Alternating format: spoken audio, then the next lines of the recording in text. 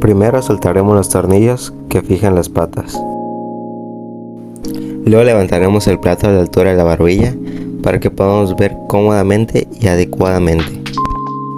Ahora apretaremos los tornillos de las patas para que éstas no bajen. Tomaremos con ambas manos las dos patas del tripié y abriremos sobre el punto vértice o ficha. Trataremos de colocarlo de tal manera que el vértice pueda verse por el medio del tornillo fijador con el método de cabeceo. Colocaremos la plomada bajo el tornillo fijador del tripié en el gancho correspondiente utilizando un nudo corredizo o nudo de 4 para fijar la plomada y ajustar la altura de la misma lo más cerca posible de la ficha.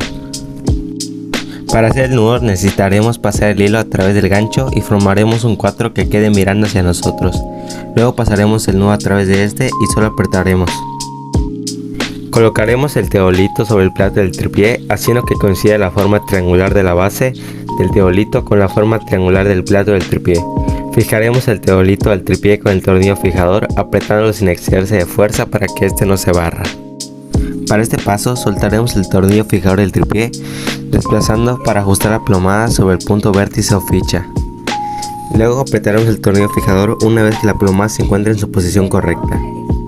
Aquí nivelaremos el teolito colocando los niveles de burbuja a ambos lados de un tornillo nivelador o tornillo fijo. Con los dos tornillos restantes nivelamos cada uno de los niveles de burbuja subiendo o bajando cada uno de los tornillos niveladores que corresponda a cada nivel de burbuja, tratando de no tocar el tornillo fijo.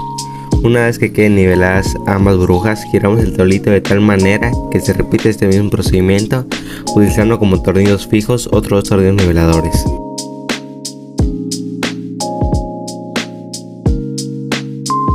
Para este punto meteremos la mano por debajo del disco del vernier horizontal para desplazarlo y ponerlo en 0, es decir, que coincidan los discos del vernier en 0 y los 30 de lado en lado de los minutos.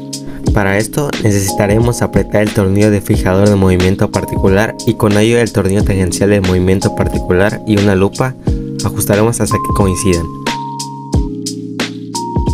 Antes de medir los ángulos tendremos que orientar el equipo hacia el norte magnético con la ayuda de la brújula, para lo cual desajustaremos el tornillo que la fija. Después giraremos todo el equipo hacia el norte haciendo que coincida con el 0 de la brújula con la aguja que apunta hacia el norte. Después apretaremos el tornillo fijador del movimiento general para que el disco ya no se mueva. Colocaremos el siguiente punto apoyándonos de una ficha, la cual nos ayudará a ubicar dónde está.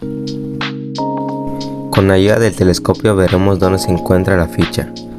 Después, con ayuda del vernier, sabremos el ángulo que hay de vértice a vértice.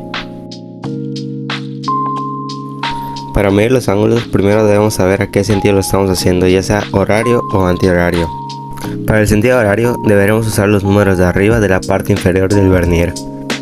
Lo que nos indicará el ángulo es el 0 de la parte superior del vernier, y se leen con los números de arriba hacia la izquierda. Tenemos que recordar que en cada grado existe una línea intermedia que determina los 30 minutos. Si pasa de esta, tenemos que buscar las líneas que más coincidan usando el mismo sentido con el que medimos el ángulo y se le agregará a los 30 minutos. Si queda antes de esta línea intermedia, repetiremos el paso anterior con la excepción de que solo se agregará lo marcado.